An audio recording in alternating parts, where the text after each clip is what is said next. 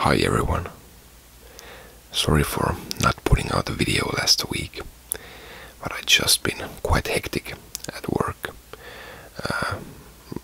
Not just because of having a lot of work, but also because I'm going on a vacation soon, and I have to catch up everything at work, so I can go to vacation, which is a bit backwards. You do more work before your vacation and more work after your vacation, but hey, who cares? Vacation is where it's at, and I'm going to Japan. I'm leaving tomorrow, actually, so pretty excited about that. It's my second time in Japan. My first time was about a year and a half ago, and I went there alone last time, and I'm going alone this time as well. It's just a really fantastic adventure going to not just another country by yourself, but one of the biggest cities in the world as well. So you can really get lost in there in a good way. Of course, I did get lost a couple of times in the traditional way as well last time, but I'm just really excited to go there a second time, and now that I know much of how the country and how Tokyo, that's where I'm going, Tokyo, how the city works, and I think I'm gonna be able to get even more out of this trip than last time. I think I'm gonna be doing some videos from there as well, both traditional video game videos from my other channel and ASMR for this channel. Of course, in the as a a counterweight to the hectic pace of Tokyo, you also have lots of really great parks and other nature areas that are really relaxing, and I think hopefully I'm gonna be making at least one ASMR or just a simple relaxation video from one of those places. I did have one thing that's really funny when you're traveling alone is that I had a whole list of places to see and things to do when I visited there for the first time, and it was by the halfway mark of my week-long stay there that I had exhausted that list. You really move faster alone, and you don't have to stay in any place for any longer than you want when you're alone. And it's all the little things like you get hungry, and if you're traveling with your wife or a friend, you would have to ask the other person, where do you want to go and what do you want to eat and when. But when you're traveling alone, you can do exactly as you please. So it's something that you don't really think about before you actually are free to do it. Of course, I love my wife, and we have been on many trips together, and we will go on many trips after this as well. But yeah, there's just something magical going alone in a trip like this. Really looking forward to it. Last time my hotel was in Shinjuku, which is one of the bigger centers for the town. It has the most, I believe, the most busy railway or train station in the world. So there were really great connections there for the trains, and I figured I'm gonna be saving a lot of time when I take a hotel from Shinjuku and I did. I had a really great hotel located right next to the train station there.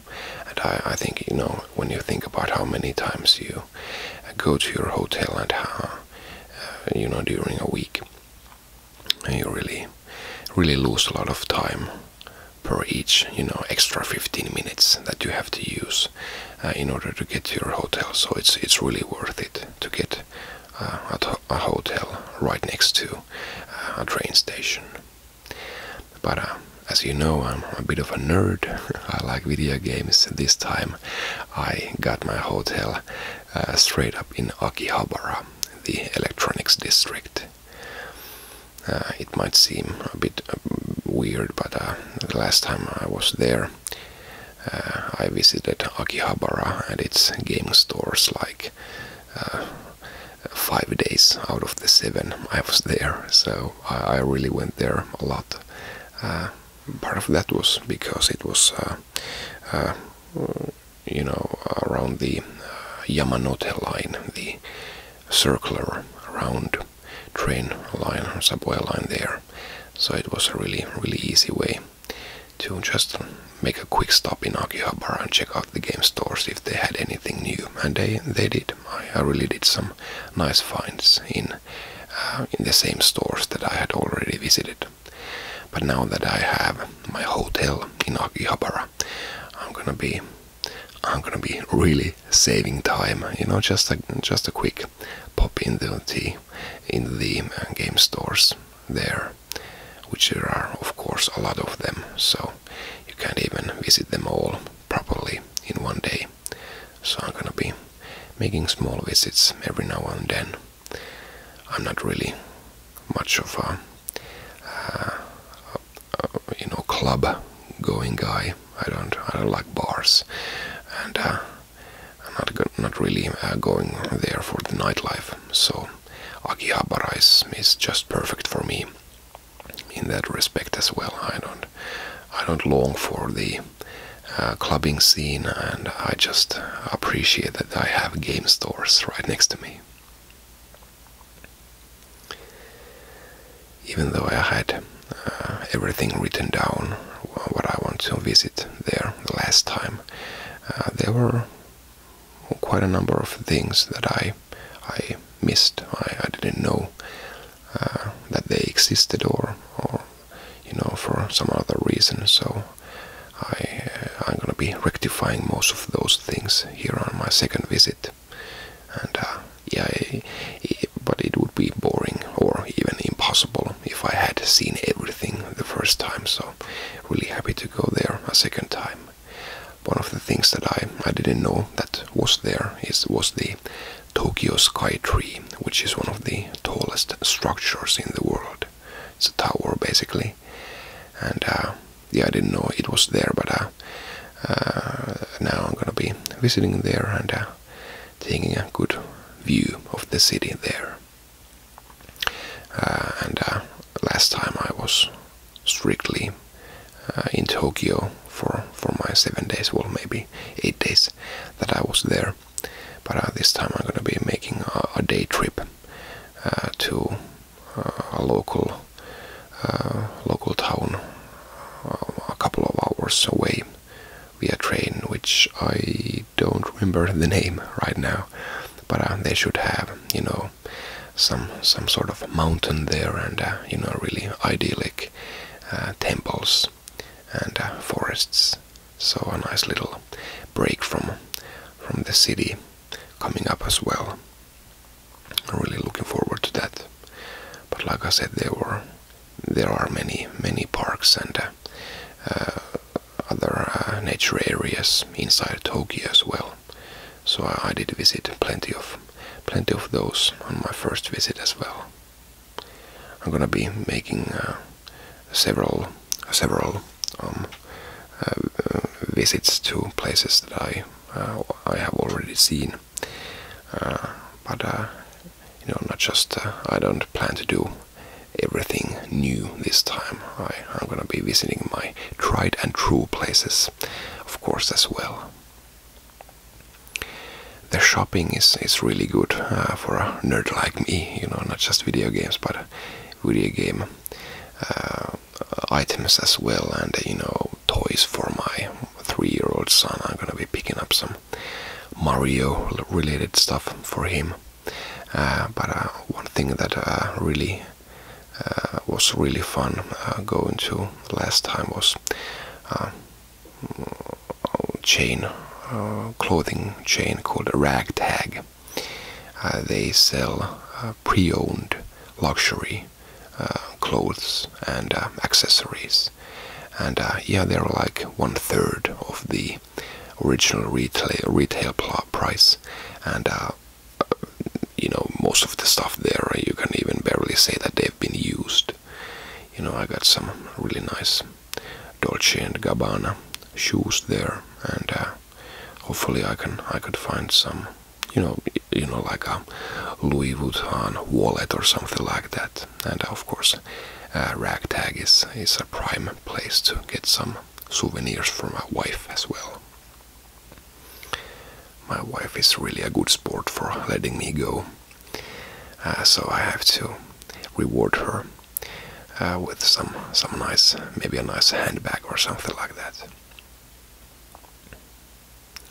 So leaving tomorrow, just thought I'd make this video here for you, and hopefully you'll hear me from Tokyo. I'm definitely gonna be making an update video of my video game collection after I've done all my shopping there. But I think I'll be making some other videos as well for my other channels, so stay tuned for those. Last time I bought so many games there, well, as much games that I could fit in my 2 suitcases. Well, the 2 consoles did fill up the cases quite well as well. I didn't buy that many games, you know, quantity-wise. But this time I thought I'd do some more quality shopping there. You know, get some really expensive games that are, you know, either quite pricey on eBay. Of course, every game is cheaper in Japan, and but also quite risky to buy expensive games on eBay. You know, you can't really be too sure these days with bootlegs and stuff like that. So you should be pretty safe when buying stuff from Japanese game stores. So probably gonna be getting some pretty heavy hits for my game collection this time around. And if you follow me on my other video game channel, you know that I'm a big Wii U fan, and I have almost every game released for the Wii U in Europe and the US, but I don't have any Japanese exclusives yet. So hopefully I'm gonna be able to pick up all of the Japanese exclusives for the Wii U. And also gonna be buying a Japanese Wii U console as well to play the games on. But yeah, plenty of really nice deals to be found there. I really love the thrill of the hunt. So good days coming up, and of course you can't forget the food there. Really great, not just sushi, but really great meat there as well, and all sorts of exotic dishes, and all sorts of crazy snacks as well. Maybe I'll do some eating ASMR there as well, or maybe at the latest I'll bring some snacks back home with me and do a video then. But yeah, thanks for watching this video. I just thought to share some of my views on Japan, Tokyo, traveling, and really excited to go. I'll see you next time. Bye.